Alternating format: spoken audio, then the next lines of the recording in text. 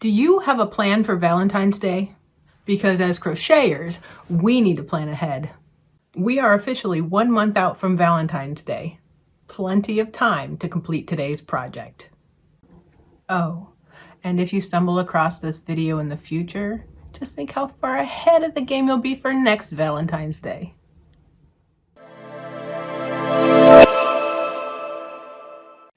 Hello and welcome back. If you're new to my channel, I'm Heather Noble and I design mosaic overlay crochet patterns. Today I have a great project for crocheters of all skill levels. Whether you're new to mosaic crochet or have been at it for a long time, I think you're going to love this quick and easy Gingham Heart Placemat. If you want an extra challenge, you can make this design reversible. Leave a comment below if you'd like to see a tutorial about how I did this.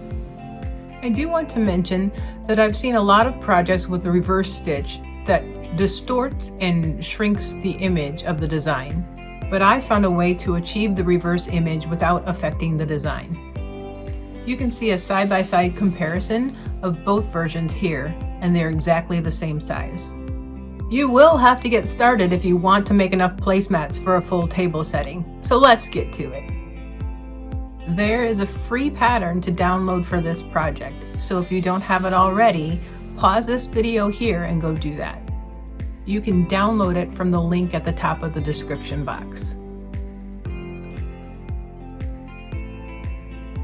Now that you have your free pattern, I wanted to make sure that you've heard about the Knit Companion app.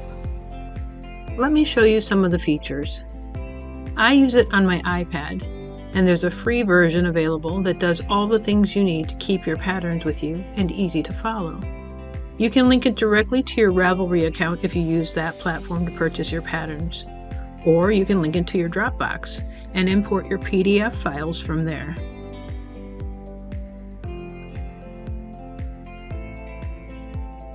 You can import charts and written patterns. I often suggest both so you can compare the two as you work if you have any questions about the pattern. You can pinch to shrink or enlarge the image, and all your pages are in the top toolbar so you can easily switch between them.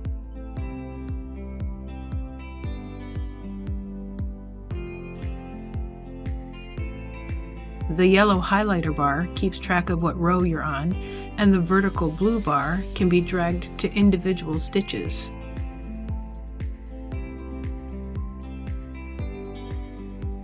If you hold your finger down for a couple of seconds, the red bullseye can be positioned at the beginning of your row. It stays in place until you intentionally move it again, so that even if you accidentally bump your highlighter bar, you can find the correct row again.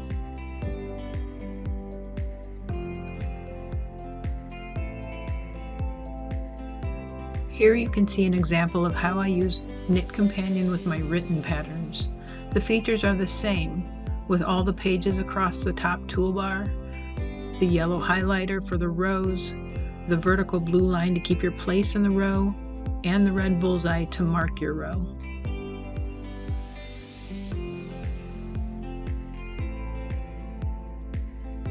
Along the lower right corner, there is a counter feature.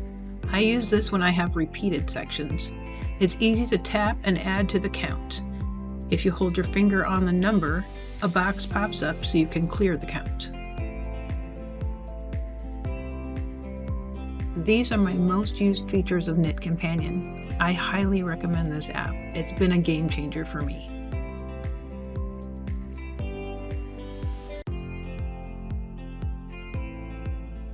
Here are the supplies you'll need for this project.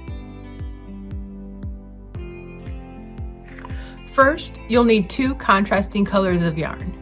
You can use whatever yarn you like, but here are some of my recommendations. Make sure both yarns are the same weight. I recommend weight 4, also known as worsted weight yarn, for this project. It's even better if they're the same brand, because not all weight 4 yarns are the same. You can find the specifics about your yarn on the back of the yarn label. I used Caron Simply Soft yarn for this placemat. Color A is called Plum Wine and color B is white. I used Lion brand Basic Stitch yarn for this one.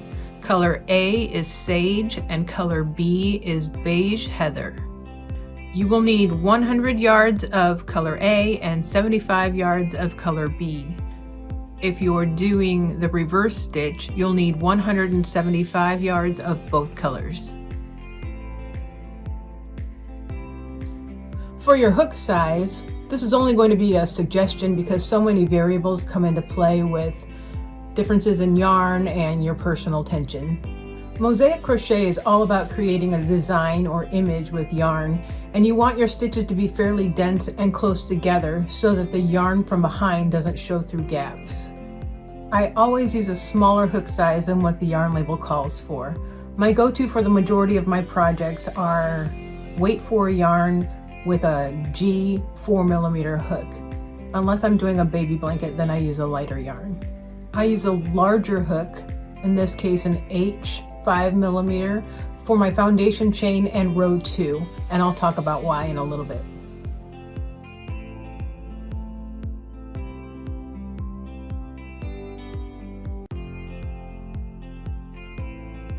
I like to share tips I've learned along the way that give my project a polished and professional look.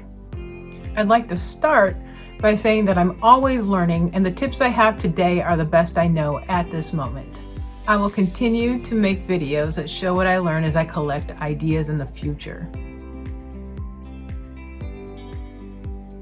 If you are new to crochet and have learned a basic chain stitch to begin your projects, that is perfectly fine. Practice that skill until you're confident with it.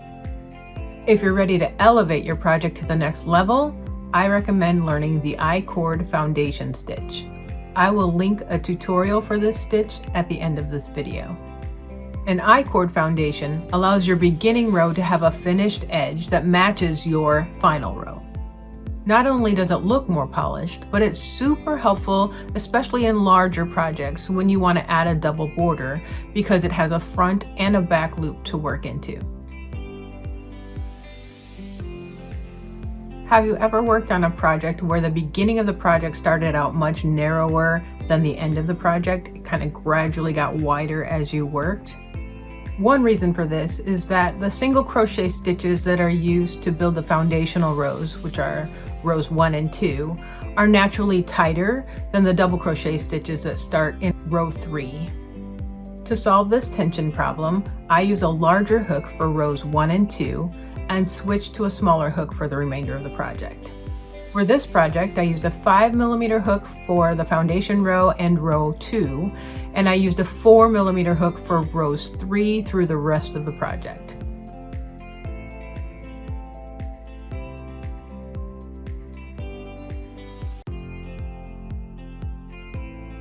Anchoring your double crochet stitches is an option that helps to create a neater wrong side or back side to your project. If you don't anchor your stitches, there will be gaps along the back of your project where those double crochet stitches are. This is a technique that joins the double crochet stitch to the front loop of the stitch above it to avoid that gap. There are other ways to anchor stitches, and I have some tutorials available to walk you through those steps. But I found this method to be effective and faster than some others, so it's my preferred method at this time. A couple of years ago, when I learned about the I-cord foundation chain, I started adding finishing rows to my designs to make the first and last rows match. The finishing row is made in the same color as the row below it, so in this case it's color A. You simply crochet single crochet stitches under both loops of each stitch across, and this gives a nice polished finish, especially on projects where you don't have a double border. There are several ways to finish your project, and today I'm going to show you how I made tassels along the edge. First thing I did was cut approximately a foot of length for each of the strands that are left when you're making the ends. You'll notice that I've kept my ends 5 to 6 inches long when I cut them, and that's so that it's easier for me to knot them at the end. The first thing I'm going to do is insert a strand of yarn for each one of the individual colors, and I'm going to keep the colors matching. So for instance, I'll insert the white strands with the white ends and the rose strands with the rose ends. And I'm going to start, I'll just show you one. I'm going to insert the strand through the border stitch on the back of the work. Let me zoom in just a little bit closer so you can see what I'm doing. I've gotten a smaller hook just to make it easier to weave through the border stitches. So this one happens to be a 3.5 millimeter E hook, just happened to be one I had. So I'm going to double the strand, just fold it by folding it in half. Insert my hook through the border stitch here at the end.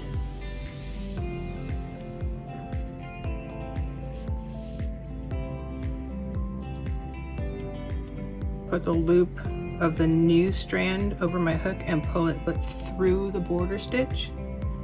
And then holding one of the strands, I'm going to pull the other one through. So they basically just fold it over the border stitch. And now you have 3 strands of the same color. That makes a good width of a tassel so that they're lying neatly next to each other without bunching up. And then I turn it over to the front side.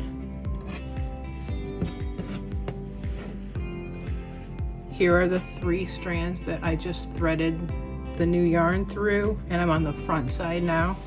So what I'm going to do is take all 3, wrap them around 2 of my fingers, and then reaching through the loop I just made, I'm going to pull through. I'm going to keep my left hand here where the knot is loose, right where I want the knot to sit, and pull it tight. That way you've got a tassel with a knot exactly where you want it to be. So you do that all the way across, and when you're finished you just cut them to a length that you desire. Mine's about a little over an inch, maybe an inch and a half. And that's how I make my tassels. If you're brand new to mosaic crochet, I have a YouTube playlist called Mosaic Overlay 101 that's just for beginners, and I will link it at the end of this video.